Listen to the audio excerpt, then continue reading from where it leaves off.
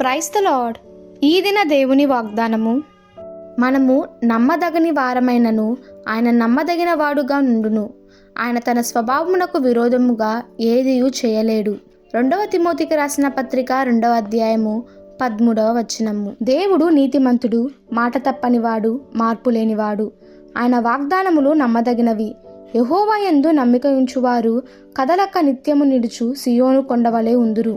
యెరూషలేము చుట్టూ పర్వతములుండునట్టు యెహోవా ఇది మొదలుకొని నిత్యము తన ప్రజల చుట్టూ నుండును. ఆయన నమ్మిన వారిని తప్పక కాపాడును. ఆయన నమ్ముకున్న వారి చుట్టూ తన దూతలు ఉంచి ప్రతి ప్రమాదము నుండి కాపాడును. శ్రమలు, కష్టాలు, శోధనలు లేకుండా మనం సాగలేము. అయితే దేవుడు వాటన్నిటి నుండి విడిపిస్తాడు. అప్పుడు మనకు విజయం కలుగుతుంది. మనము సహింప కలిగినంత కంటే ఎక్కువగా ఆయన మనలను శోధింపనీయడు. అంతేకాదు, సహింప కలుగుటకు ఆయన శోధనను కూడా తప్పించుకుని మార్గము ఆయన మనకు కలుగచేయును.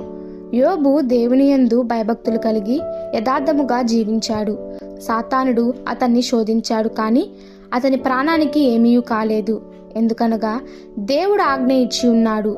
ఎంత బాధను అనుభవిస్తున్న యోబు దేవునిపై నమ్మకాన్ని విడవలేదు. నమ్మదగిన దేవుడు ఆయనను విడవలేదు. 2 అంతులుగా యోబును ఆశీర్వదించాడు. యోబును ఆయన కుటుంబమును కాపాడాడు. మన పట్ల కూడా దేవుడు అలానే చేస్తాడు. ఒకవేళ మనకు ఇలాంటి జయ జీవితం లేదంటే ఏమిటో పొరపాటుంది మనలో. దేవుణ్ణి నమ్మామంటూ చెడు మార్గంలో ఉంటున్నామేమో. పొరుగువాణ్ణి విమర్శించడము, నిందలు మోపడము, కొండెములు చేయడము, చెడ్డ ఆలోచనలు కలిగి ఉండటము, ఇతరులకు హాని కలిగించడము, ఇందువలన దేవుని దయను పొందలేకపోతున్నాము. ఒకవేళ ఈ బలహీనతలలో మనలో ఉంటే దేవుని ఎదుట వెళ్ళి పశ్చాత్తాపపడదాము.